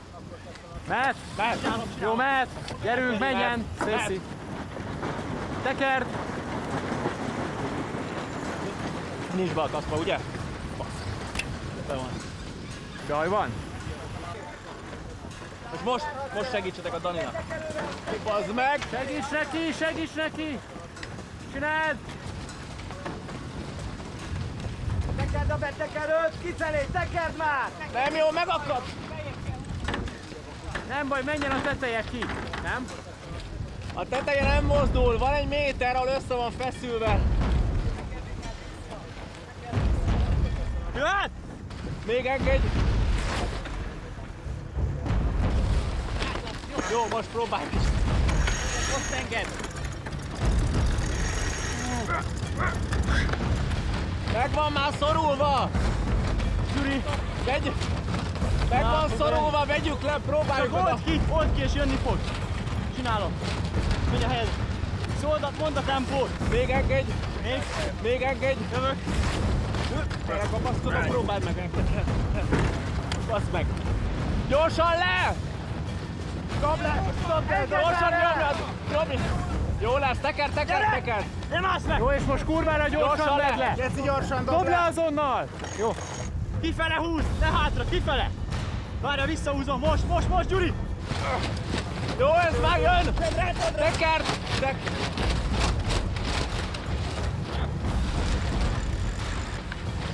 Jó irányba jön, Stacy! Igen, teker! Bazd meg! Nem jó, megakad!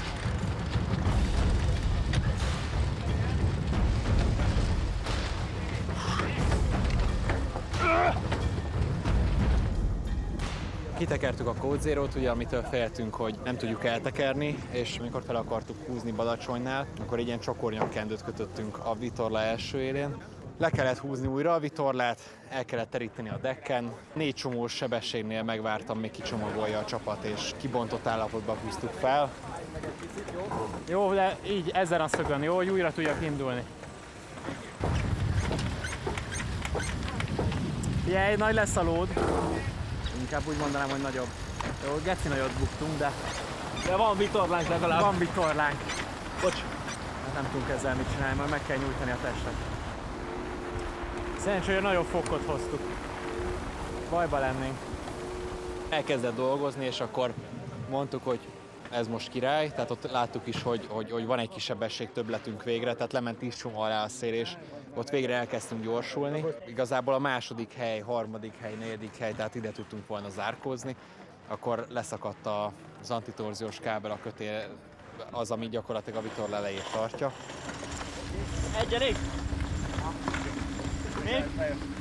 Jövök! Baszd meg! Mi történt? Nem tudom, semmi. Mi? Ó, hát le van szakadva. Tudunk valamit csinálni? Nem? Nem. Toppon van. Szedjük le és basszuk be a vízbe, felveszi a motoros, nem? Így nem tudják felvenni. Még összeteker lassan. Reméljük nem fog kelleni a kód. Ha kivegetáljuk a bójáig, akkor onnantól kezdve nem lesz ez issue. Én nem tudtam, hogy mi történik 10-15 percig körülöttünk, mert a Code Zero-t próbáltuk megmenteni, és utána fölhúztuk, picit föllélegeztem, és akkor egyszer csak ugye elszakadt ugye felül a feszítő, és igazából ott egy picit ott mindenki csöndbe volt.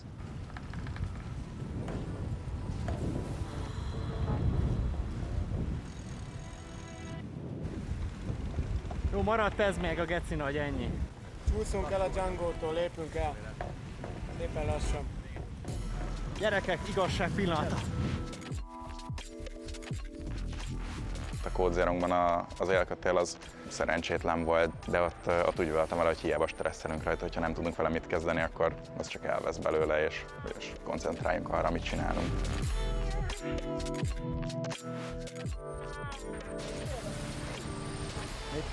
Az a 50? Igen. Lehet, hogy a primitív. Ja, vagy lehet, hogy igen. Aha. Hát igazad van, mert nagyon erre jön.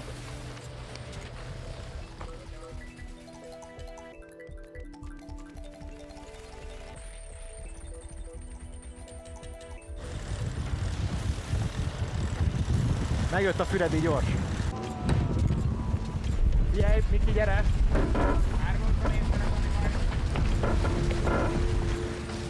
Azt mondta, hogy szeretünk kajzni. Tényleg? Igen. Most fordul az eredmény. nekik egy szívecskét. Megérdemlik. Seget mutassak nekik?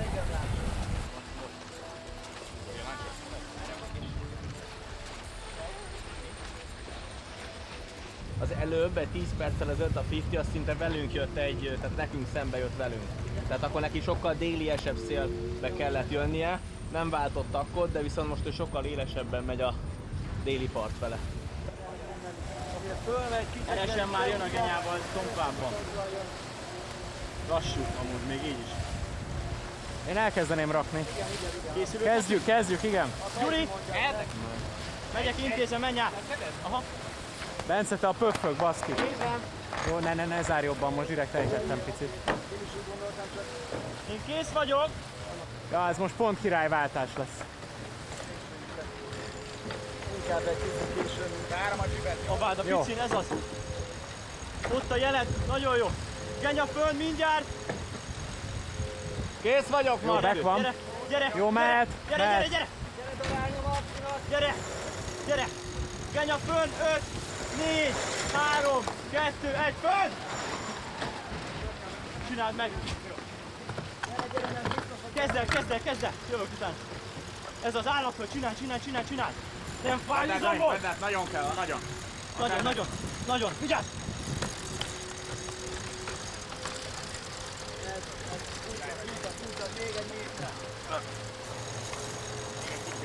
Jó. Lelkre jövünk. Zsángóra is úgy néz ki szerintem. Flóra az, aki ott egész jól tartja magát, de tompa. Egy kicsit tompább. Gyerekek, hajrázni kell jól. Oda tesszük, szétkúrjuk hátszélbe mindenkit. A második helyet én ezt nagyon vizionálom, aztán ki tudja, hogy még mi lesz. Az összesbe. Nem? Eljön a mi időnk a VNG királyoknak.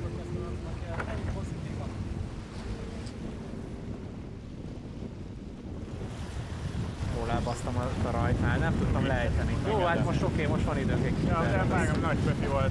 Mondjad? Nagy pöfi volt. Egyszerűen bazd meg, képtelen voltam lejteni. Nem volt a lehetőség. Úgy szeretjük a kék szalagot, hogy az elején csinálunk valami nagy hibát, és utána visszaállunk. Sokkal izgalmasabb.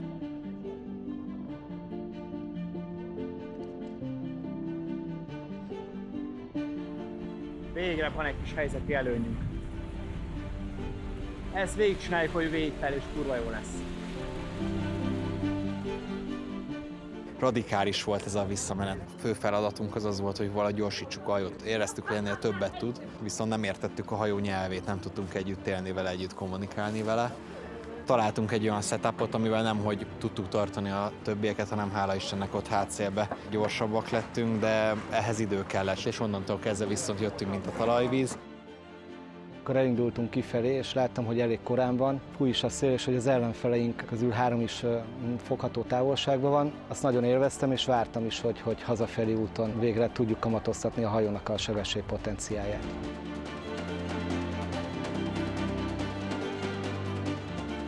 A speed, gyerekek, basszunk oda!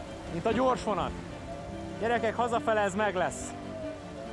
Most találtunk magunkra, én úgy érzem. Óriási gyorsult a hajó, ez persze önbizalmat adott és megnyugvást. Mikor megláttuk azt, hogy mit is akar a hajó, mi is jó neki, akkor onnantól kezdve tudtunk az ő nyelvén kommunikálni. Elkezdtünk a saját tempónkban, a saját szögünkön gyakorlatilag rohanni rá az ellenfeleinkre. Nagyon jó értékeket láttunk, és a többiekhez képest is azt láttuk, hogy nagyon jól megy a hajó. És onnantól kezdve egy ilyen felszabadultabb társaság volt, és ott végighajtottunk. Kezdhetől visszafele veretni hátszélbe, stabil 20 csomóval. Lehetett érezni, hogy mintha átszakadt volna egy gát, és hogy kilazultak volna, és gyönyörűen megindult. A Django is hamar meg lesz, de egy kurva jó gyerekek, végre. Ezt az állítást helyezzük meg mindenhol. Mondjad? 1 kilométerrel vannak a flóráik. Elkapható? Hogyne. Ez egyszerűen egy olyan dolog, hogy amikor az ember érzi, hogy na, a munkája elkezd eredményt hozni, akkor egy picit az önbizalmat ad neki, vagy azt az önbizalmat, amit addig a görcsösség elnyomott, az felszínre tör, és akkor utána bátrabban meri ugyanazt bevállalni, és talán ez történhetett.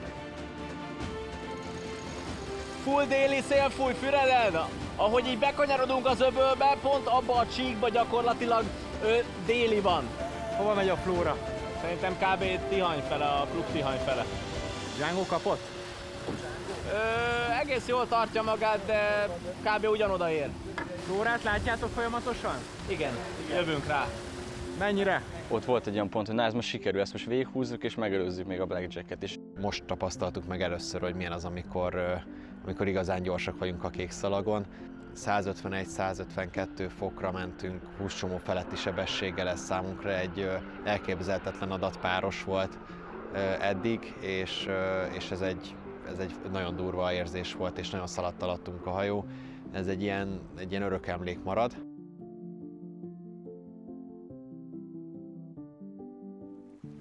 Figyelem, a flóráik lassabbak és élesebbek! Flóráikig el kéne menni. Mondd, hogy mikor hazolunk. Mehet! Megy, drop! 3! Mész! Elkapjuk őket, gyerekek! Stacy kell lesz! Hú, bazd meg, ez para. Gyere hátrébb, ne érj el! Oké, készül, megyünk! Gyerünk, drop! Megy! Kész vagyok! Megy! Mész! Figyelj majd a Hunterre! Gyere, papa! Tiszta az a hajó, tiszta, ejthetsz. Most jó! Meg lesz, gyerekek, meg lesz! Tiszta, 8.8! Tiszta! Menjünk? Menni kell! Kész! Oké, megy! Drop! 3! Gyere!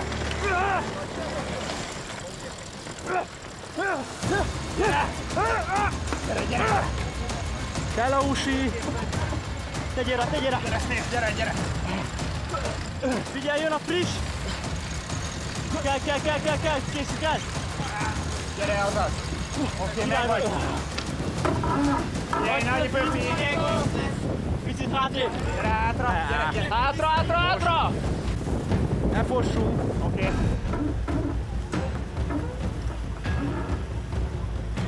És nagy pöfi jön! Gyere be! Ezt a bóját bármelyik oldalról veheted. Van pöfi még, amitől aggódnom kell most? Nagy ejtés! Jó, akkor följebb! Gyere! Felfele menekülősbe bevállaljuk ezzel? Szerintem fog, mert kell az élesség, mert különben sehol nem leszünk. Jó, tegyük! Állat vagy, Dani, húzzad! Toljál a kész a tekerés! Tippen! Jó, rakjuk el! Dobd el, Marci! Teker még egy kicsit! Jó! Gyere föl! És Gyuri, gyere föl, meg ezt! Gyere be! Gyere! Megyek fel! Mészi! Megyek fel! Menj a falba! De hova? Gyerünk! Most gyere, Gyuri! Szedjük össze! Szedd össze! Gyere a falba, dobj bele! Gyere a kedve, dobjál bele! Gyere a falba, dobj bele! 85 fok! Gyere hátrébb! Gyere hátrébb, Gyuri! Gyere, zárjatok már be! Miki, ne essetek szét! Gyere! Gyerekek, megesszük őket, gyerünk! Ott a második hely! Figyelj! Most Most kapták meg, most kapták. Jó, próbáljuk megindítani mi is, faszán! Jó, menjen, gyerünk! Mehet, persze, ne vicc. Gyorsan, váltsunk ilyen napkerre. Feszíts meg! Győzz a magasságot, mert majd rohanni jó lesz.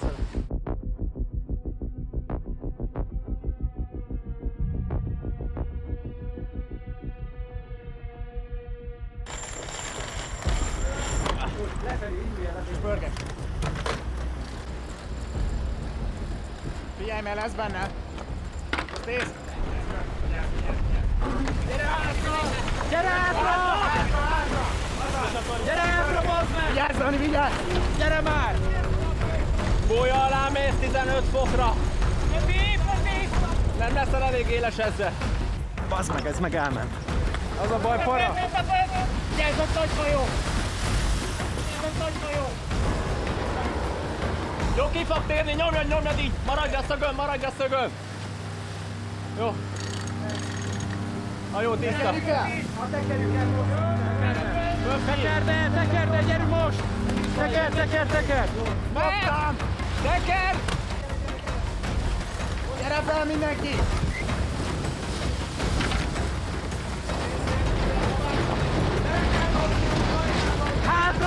Hátra! Kapaszkodjatok eszére.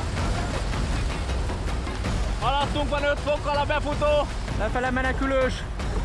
Igen, szedjük össze a speedet. 2 hajó között kell elvileg befutni. Gyerünk! Így egyenesen be tudsz futni. Így most kurva jó vagy! Ejthetsz nyugodtan, ejthetsz, ha akarsz! Van hely, bőven! Jó, befutottunk, ugye? Befutottunk!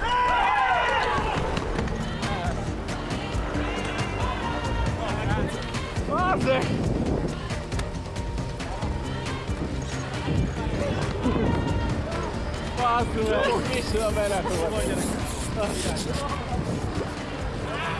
Közel voltunk az infarktushoz a kívülállók, mert bíztam, hogy egy biztos 3. helyen bejövünk, nehogy eldobjuk a dobogót. Ők még ráhúzták a genakkert, de az meg látszott, hogy az már sok lesz, és persze ők megpróbálták hátha.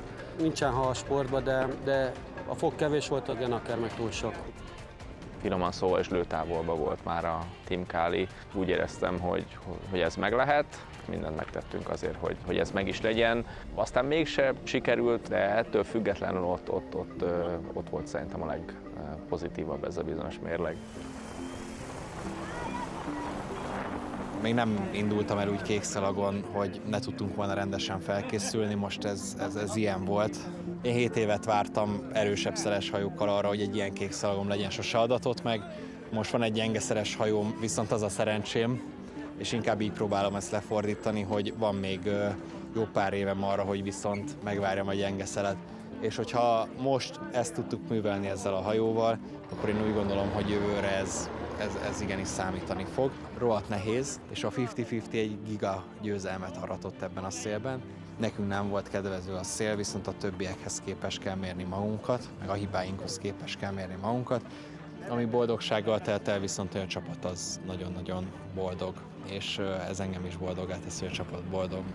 A hajó az a csapattól megy, a csapat az megküzdött ezért a 3. helyért. Amikor befutottam és láttam rajtuk azt, hogy ennek mennyire örülnek, én megmondom őszintén, hogy az elején egy kicsit meglepődtem, mert én nem ezt éreztem, aztán átszellemültem, hogy igen, hogyha ők ezt nagy dolognak tartják, úgyhogy egy jó vitorlázó brigáddal vagyok körülvéve, és nekik is nyilván van egy standardjuk, hogy mihez tartják magukat, és ők azt mondják, hogy ez rendben van, akkor én is átszellemültem, hogy ez valószínűleg tényleg rendben van. Ez egy fontos dolog. Ameddig van idő, én elmondom önöknek, hogy ez a társaság az elmúlt év októberében úgy döntött, hogy egy teljesen új hajót épít, egy olyan AC-45-öst, ami minden elemében új. Összeraktak hozzá egy... Megyünk a kikötőbe, egy picit lazítunk, és azt a feszültséget most ki kell adni magunkból valamilyen kultúrát formában. Színvonal tehát az 54. kékszalag dobogósai, a Prospers Delta, a Team Kali és a Raiffeisen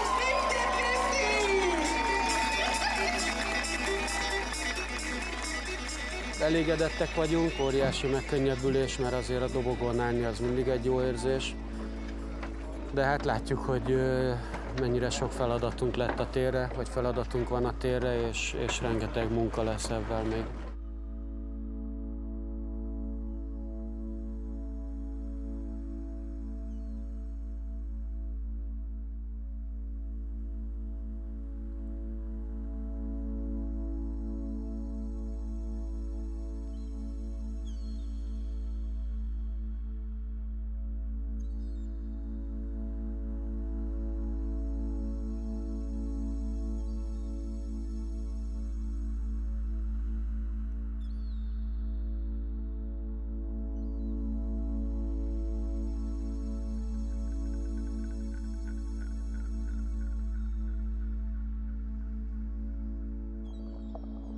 Ezek szerint akkor most megint van egy ötleted? Szóval kamerán kívül mondtam. Ó, akkor ez megint egy drága kávézás lesz.